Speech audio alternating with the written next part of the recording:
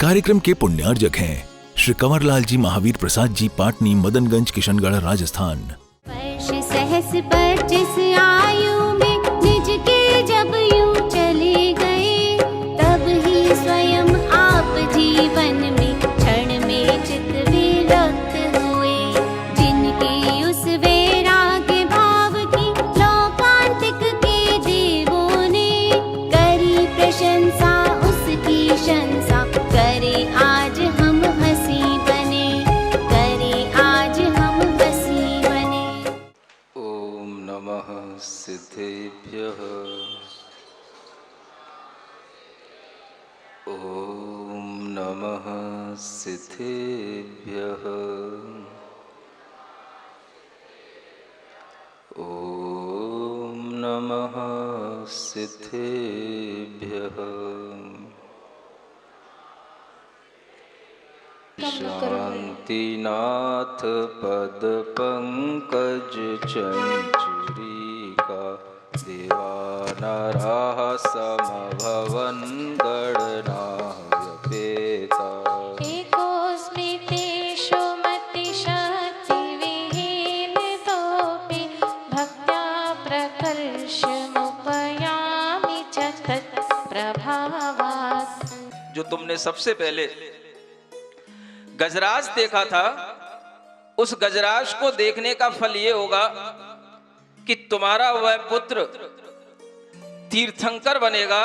यह गजराज को देखने का यह शुभ संकेत है। वह तुम्हारा पुत्र संसार में राज्य भी करेगा और सारा संसार उनकी पूजा करेगा और वे पूरे संसार के लिए उपकारक सिद्ध होंगे। ऐसा वह महान पुत्र गजराज देखने से तुम जानना। फिर उसके बाद में तुमने जो बैल देखा है, वह बैल का मतलब है वह पुत्र 3 लोक में, वृषभ माने होता है श्रेष्ठ, ज्येष्ठ होगा। वह 3 लोक में सबसे बड़ा होगा। उससे बढ़कर के कोई भी महापुरुष उस समय पर संसार में नहीं होगा। ऐसा ज्येष्ठ पुरुष संसार में धर्म रूपी रथ को चलाने में वह समर्थ होगा। यह बैल देखने से जानना, क्योंकि बैल का मतलब है धर्म को चलाने वाला एक बहुत बड़ा सारथी, और वह तुम्हारा पुत्र बनकर के आएगा। तीसरे स्वप्न में जो तुमने आगे देखा, एक सिंह देखा।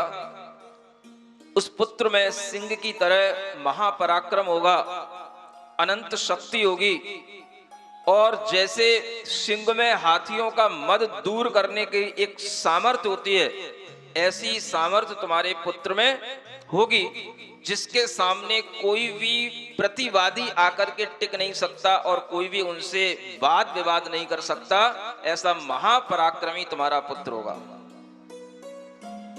उसके बाद जो तुमने 2 मालाएं देखी हैं, वह 2 मालाएं ये बताने के लिए हैं कि वह जो पुत्र है वह एक तरफ तो धर्म तीर्थ को आगे बढ़ाने वाला होगा, धर्म तीर्थ का कर्ता होगा, तो दूसरी तरफ वह केवल ज्ञान को प्राप्त करके वह ज्ञान तीर्थ का कर्ता बनेगा। और इस तरह से धर्म और ज्ञान के तीर्थ को बढ़ाने वाला वह महापुरुष होगा। ये 2 मालाओं को देखने से जानना। उसके बाद जो तुमने देखा कि लक्ष्मी का स्नान हो रहा है ऐरावत हाथी के द्वारा क्षीर सागर के जल से, उससे यह सूचित होता है कि तुम्हारा पुत्र मेरू पर्वत के ऊपर क्षीर सागर के जल से स्नान को प्राप्त होगा, जिसे जन्म कल्याणक कहा जाता है। ऐसा कल्याणक केवल तीर्थंकर महापुरुष का ही होता है। ऐसे प्रसंगों को सुनकर के जो लोग उत्साहित नहीं होते, उन्हें कभी भी जीवन में ऐसे पुत्रों की प्राप्ति नहीं होती। उसके बाद में तुमने जो पूर्ण चंद्रमा देखा है, उस पूर्ण चंद्रमा को देखने का प्रयोजन है कि जैसे पूर्ण चंद्रमा पूरे लोक को आह्लादित करता है, प्रसन्न करता है, समस्त संसार को आनंद देता है, ऐसे ही ये धर्म रूपी अमृत की महावृष्टि करके भव्य जीवों को आनंदित करेगा और उनके अंदर अमृत का सिंचन करेगा। उसके बाद में जो तुमने सूर्य देखा है, वह सूर्य ये बताता है कि उसकी कांति बड़ी महान होगी। सूर्य की तरह वह प्रकाशमान कांति वाला होगा, प्रतापी होगा, रूपवान होगा और साथ साथ वह कामदेव की पदवी को भी धारण करने वाला होगा। ऐसा वह दिव्य पुरुष तुम्हारे गर्भ में आ चुका है। इसके बाद जो तुमने 2 कलशे देखे हैं, स्वर्ण के भरे हुए कलशे, उससे ये समझना कि इस पुत्र को निधियां प्राप्त होंगी और यह अनेक प्रकार की निधियों का स्वामी होगा, चक्रवर्ती के रूप में भी सामने आएगा और अनेक प्रकार की रिद्धियों से भी सुशोभित होगा। ऐसा यह कलशों का देखना सूचित करता है। उसके बाद जो आपने 2 मछलियां देखी हैं, वो 2 मछलियां ये बताती हैं कि मनुष्य लोक और स्वर्ग लोक, सुख केवल इन 2 लोकों में ही है और इन दोनों लोकों का सुख उस आत्मा के अंदर होगा। कोई भी मनुष्य उससे ज्यादा सुखी नहीं हो सकेगा और कोई भी स्वर्ग का देव भी उनसे ज्यादा सुखी नहीं होगा। यानी मनुष्य और स्वर्ग लोक का सुख प्राप्त करने वाला तुम्हारा पुत्र होगा। सरोवर देखा, अनेक कमल देखे, उससे जानना कि उस पुत्र के शरीर पर 1008 लक्षण होंगे, जिनमें 108 विशेष लक्षण होंगे, चिन्ह होंगे और 900 व्यंजन होंगे। वह कला विज्ञान में चतुर होगा, बुद्धिमान होगा। यह उस सरोवर के देखने से जानना। और उसके बाद में जो तुमने समुद्र देखा है, उस समुद्र को देखने से यह समझना कि वह समुद्र की तरह गंभीर होगा। जैसे समुद्र में रत्न होते हैं, वैसे ही वह सम्यक दर्शन ज्ञान चारित्र रूपी रत्नों को धारण करने वाला होगा और अनंत ज्ञान अनंत सुख का वह भोक्ता बनेगा। ऐसा वह पुरुष होगा। जो तुमने सिंहासन देखा है, उस सिंहासन को देखने से वह इंद्र और नरेंद्रों के द्वारा मान्य होगा, उनके द्वारा पूजित होगा और सभी लोग उनके साम्राज्य को स्वीकार करेंगे, उन्हें सम्राट के रूप में मान्यता देंगे। जो तुमने स्वर्ग से आता हुआ विमान देखा है, उससे यह जानना कि वह जीव स्वर्ग से आकर के अवतार लेगा और धर्म तीर्थ की प्रवृत्ति करने के लिए तीर्थंकर भगवान के रूप में यहां प्रसिद्धि को प्राप्त होगा। जो तुमने नागेंद्रों का भवन देखा है, उससे जानना कि उसके पास में गर्भ से ही अवधि ज्ञान होगा और वह इस लोक संबंधी और परलोक संबंधी जितनी भी शिक्षाएं, ज्ञान और कलाएं होती हैं, उन सब को जानने में वह निपुण होगा। और अंत में जो तुमने रत्नों की राशि देखी थी, उससे जानना कि रत्नों की राशि की तरह वह अपनी आत्मा को उज्जवल बनाने वाला, अपनी आत्मा के एक एक प्रदेश को अनंत अनंत शक्ति से भरने वाला, अनंत गुणों की खान होगा। ऐसा वह पुत्र जो और तुमने एक अंत में स्वप्न देखा कि निर्धूम अग्नि देखी, उससे जानना कि वह अपने जीवन में शुक्ल ध्यान रूपी अग्नि को जला करके, कर्म रूपी ईंधन को दहन करके केवल ज्ञान की प्राप्ति करेगा और अंत में मोक्ष को भी प्राप्त होगा। और इन स्वप्नों को देखने के बाद में जो अंत में आपने देखा कि एक गजराज आपके मुख में प्रवेश कर रहा है, तो उससे आप ये जान लेना कि वह जीव सर्वार्थ सिद्धि विमान से च्युत होकर के आपके गर्भ में अवतार ले चुका है, आपके गर्भ में अवतीर्ण हो चुका है।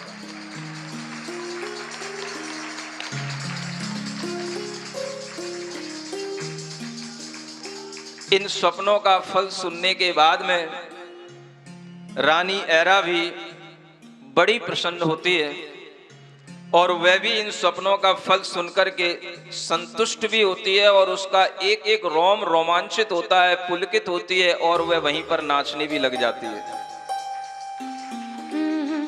मारी आंगन आज आई देखो मंगल घड़ी, हमारी आंगन आज आई देखो मंगल घड़ी, ओ मंगल घड़ी आई पावन घड़ी, ओ मंगल घड़ी आई पावन घड़ी, हमारी आंगन आज आई देखो मंगल घड़ी, हमारी आंगन आज आई देखो मंगल घड़ी।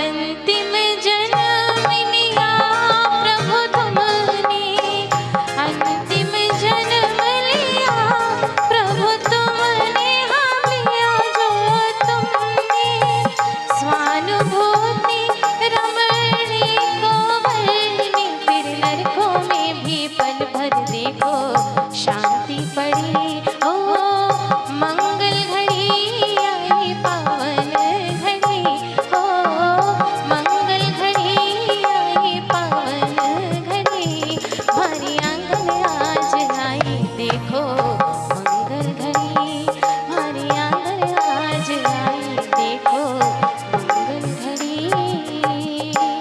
उसी समय स्वर्गों में घंटों का महान शब्द होने लग जाता है, घंटे बजने लग जाते हैं स्वर्ग में। देव नगाड़े बजाते हैं, अनहद बाजे बजने लग जाते हैं। कल्प वृक्षों से अपने आप पुष्पों की वर्षा होने लग जाती है, शीतल सुगंधित मंद पवन बहने लगती है, और गर्भावतरण के प्रभाव से इंद्रों के आसन भी कपने लग जाते हैं। गर्भ कल्याणक करने के लिए अवधि ज्ञान से भगवान के गर्भावतरण को जान करके वह ज्योतिर्लोक में ज्योतिष के देवों के यहाँ पर महासिंहनाद होता है, और जो आश्चर्य स्वर्गों में बताए वो सारे आश्चर्य वहां ज्योतिर्लोक में भी दिखाई देते हैं। इधर जब हम व्यंतर लोक में देखते हैं तो वहां पर भेरी नाद होता है, वहां पर भेरियां बजती हैं, और कल्प वृक्षों से वहां पर भी पुष्प वृष्टि होती है, वहां पर भी सुगंधित वायु बहती है।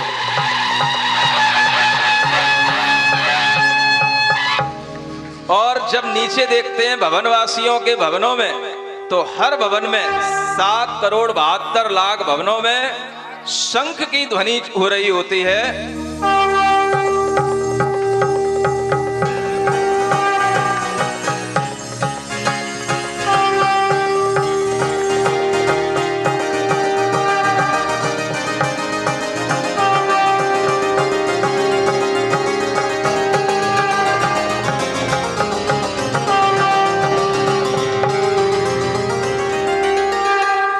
उसी समय पर सौधर्म इंद्र अपने सभी और इंद्रों को बुला करके 7 प्रकार की सेना लेकर के 3 प्रकार की सभाओं के साथ में अलग अलग सवारियों पर चढ़ करके भारी विभूति के साथ पूरे आकाश में सब प्रकार के देवों को साथ लेकर के गर्भ कल्याणक मनाने की इच्छा से अनेक प्रकार की देवांगनाओं के साथ में वह गर्भ कल्याणक की पूजा करने के लिए एक क्षण के अंदर उस हस्तिनापुर नगरी में विश्वसेन राजा के सभा मंडप में पहुंच जाता है, और सीधे उनके विमान चारों निकाय के देवों के वहां पर उतरते हैं, और सभी ज्योतिषी देव भी अपने परिवारों के साथ, सूर्य चंद्रमा ये सभी देव भी अपने अपने विमानों से चलकर के भगवान की माता के घर पर आ जाते हैं।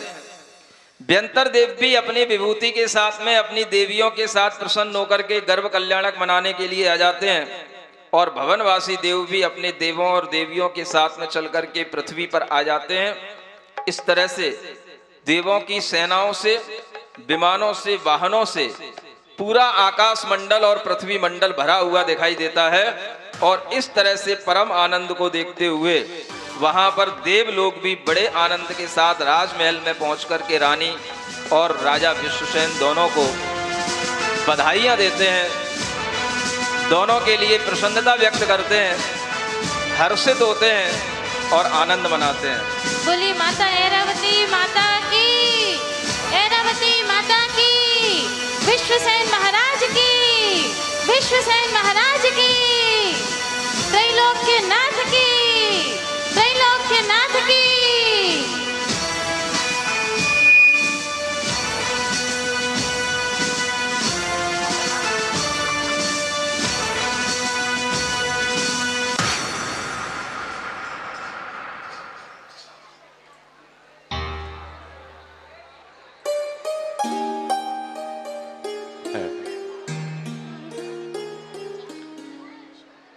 थोड़ी ही देर में वह माता जब अपने गर्भ में पुत्र को बढ़ता हुआ देखती है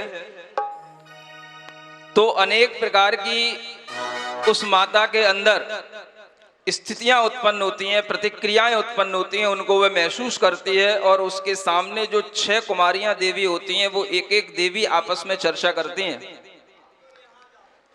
श्री देवी, श्री देवी के नाम लेते तुम लोग बहुत प्रफुल्लित हो जाते हो।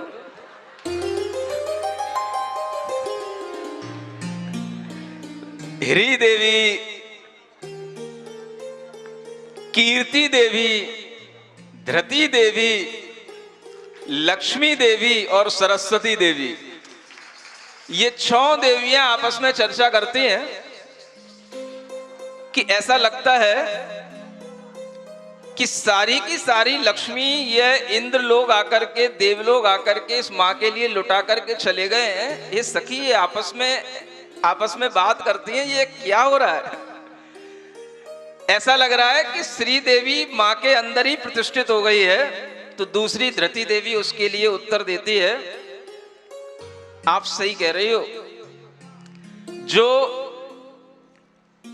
दुनिया की जितनी भी लक्ष्मी है वह अभी इन माँ के पास में है, क्योंकि इन माँ के उदर में 3 लोक की संपदा को धारण किए हुए वह जीव विराजमान है, जिसके कारण से इनके अंदर श्री देवी प्रतिष्ठित हो चुकी है। दूसरी देवी पूछती है,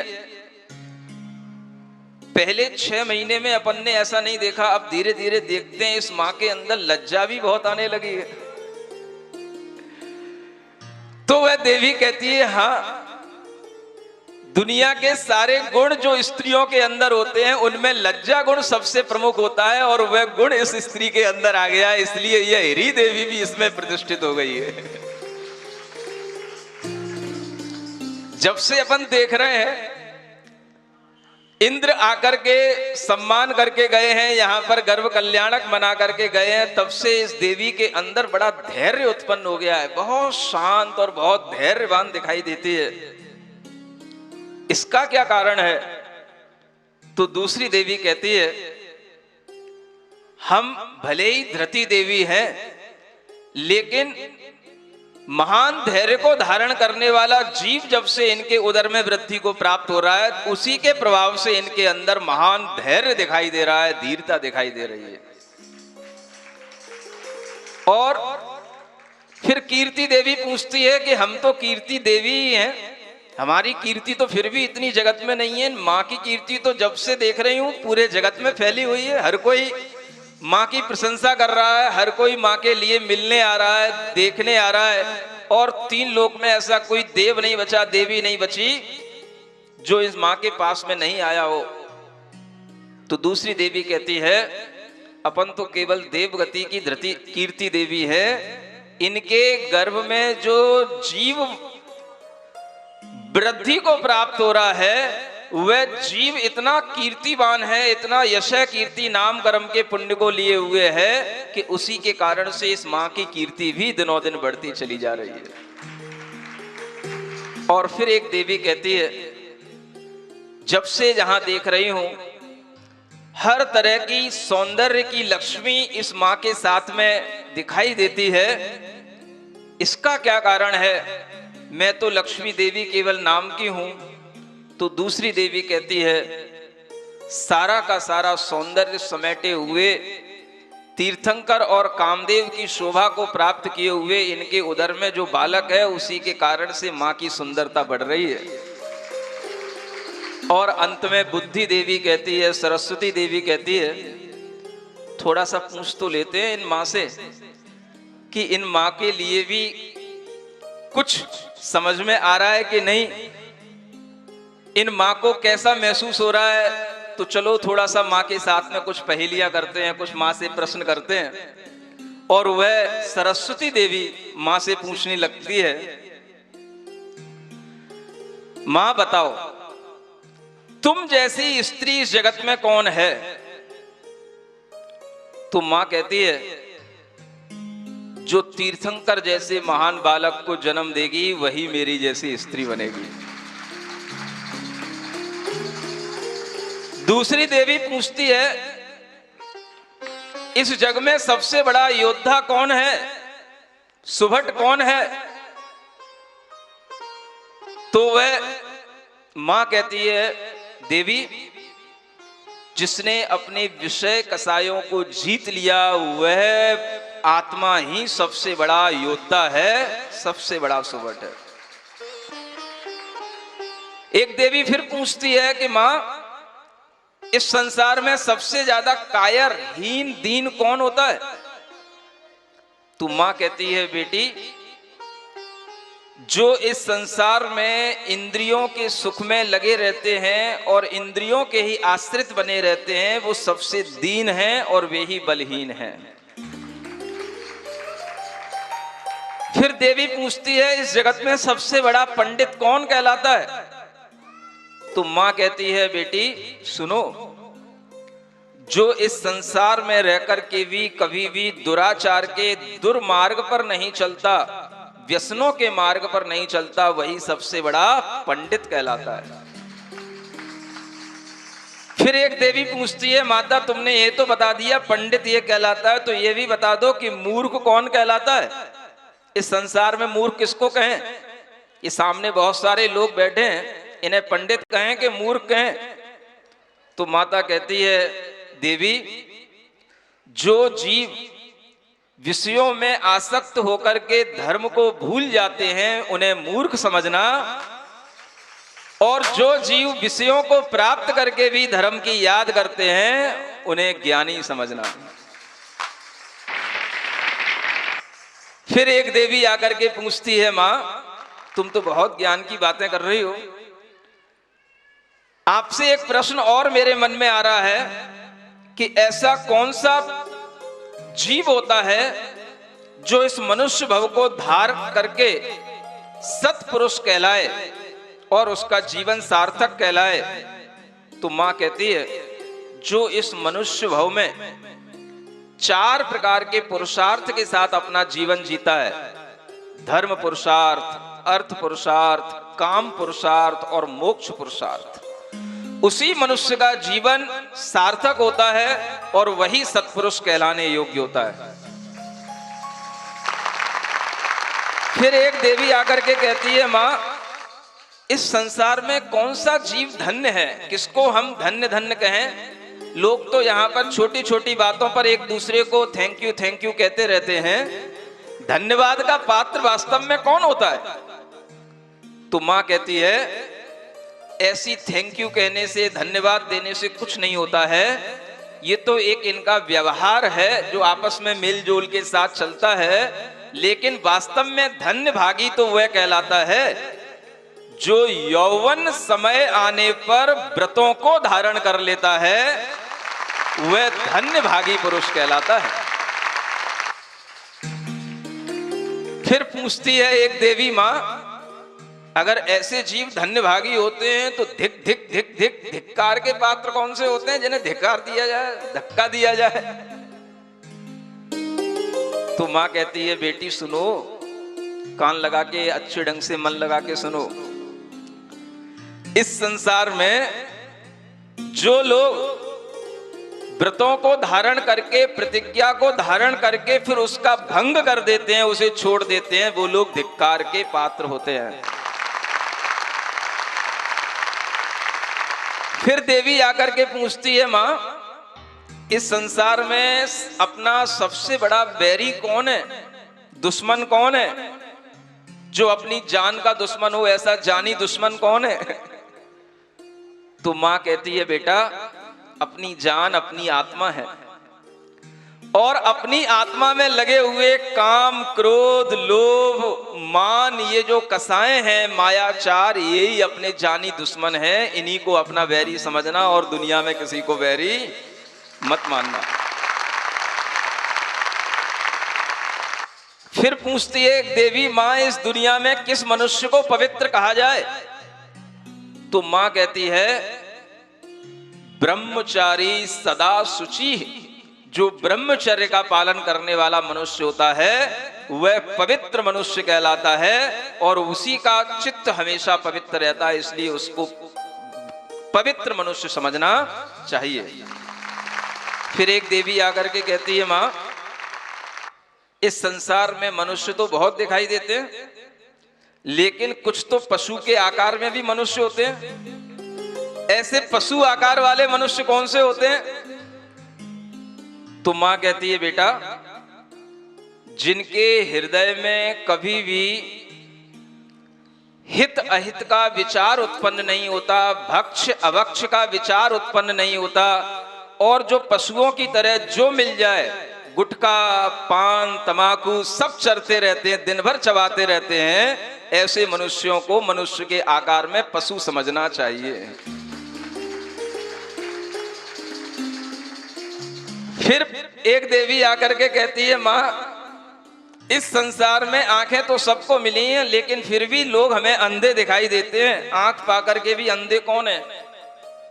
तो मां कहती है, बेटी, जिसे संसार में सच्चे देव और कुदेव देखने में नहीं आते, कुगुरु और सुगुरु में अंतर देखने में नहीं आता, वो आंख पाकर के भी अंधा है, ऐसा जानना।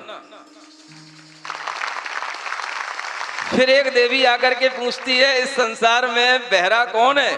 कान तो सबके पास मिले हैं, लेकिन इनके कान कुछ काम के नहीं दिखाई देते, वैसे ही लटकती हुई खालें सी दिखाई देती हैं। तो मां कहती है, बेटा, जिसने कान पाकर के भी कभी भगवान तीर्थंकरों की कथा नहीं सुनी, और शांतिनाथ भगवान की कथा जिनके कानों में नहीं पहुंची, वे कान पाकर के भी बहरे हैं। फिर मां कहती है, बेटा, अब तो बहुत प्रश्न हो गए, लेकिन फिर भी एक देवी आकर के कहती है, नहीं नहीं मां, तुम्हारे प्रश्नों का उत्तर सुनकर के बहुत आनंद उत्पन्न हो रहा है। मेरे भी मन की जिज्ञासा है कि इस संसार में सबको मुंह तो मिला है, लेकिन इनके मुंह में कभी अच्छे अच्छे शब्द ही आते हो, ऐसा नहीं है। कई लोग ऐसे हैं जो बहुत तरह की गालियां बकते रहते हैं, घरों में भी बहुत तरह की बकवास करते रहते हैं। ऐसे लोगों को क्या समझना चाहिए? तो मां कहती है, बेटा, ये सब मुंह पाकर के भी इनके मुंह सांप के बिल के समान समझना चाहिए, कि जैसे सांप के बिल में सांप लपलपाता रहता है, उसी तरह से इनके मुंह में इनकी जीभ हमेशा लपलपाती रहती है, और कभी भी इनके मुख से अच्छे सुंदर वचन नहीं निकलते। जो सत्य वचन ना बोले, हमेशा गालियां दे, झूठ वचन बोले, वह मुख नहीं, वह सर्प का मुख है, ऐसा समझना। और फिर मां ये भी कहती है, देवी, ये मैं तुम्हें ही समझा रही हूं, तुम किसी को ऐसा समझाते समझाते मत बोल देना, नहीं तो वो गुस्सा हो सकता है, नाराज हो सकता है। और अगर तुम्हें ऐसा लगे किसी को समझाना है, तो मुनि महाराज से जाकर के बोल देना, उनकी बात का कोई बुरा नहीं मानेगा, वो सबको ऐसा कहेंगे तो भी सब लोग ताली बजाएंगे। फिर मां से एक प्रश्न किया जाता है कि मां, ये आदमी लोग दिखाई देते हैं, बड़ी बड़ी लंबी भुजाओं वाले होते हैं, इनके हाथ भी होते हैं, लेकिन फिर भी ये हाथ से हीन दिखाई देते हैं, ऐसा क्यों? कौन से ऐसे लोग हैं जिनके पास हाथ हों और फिर भी वो विकलांग कहलाएं? तो मां कहती है, बेटी, देवी, जिन्होंने हाथ पाकर के भी अपने हाथों से कभी मुनि महाराज के हाथों में आहार दान नहीं रखा, और जिन्होंने कभी अपने हाथों से जिनेंद्र भगवान की पूजा करने के लिए अर्घ समर्पित नहीं किए, वे हाथ पाकर के भी हाथ से रहित हैं, लूले हैं। फिर एक देवी कहती है, मां जब लूले की बात बता दी तो ये भी बता दो लंगड़े कौन होते हैं। तो मां कहती है, जिन्होंने पांव पैरों को प्राप्त करके भी कभी तीर्थ यात्रा नहीं की, वे पैरों को प्राप्त करके भी लंगड़े हैं, ऐसा जानना।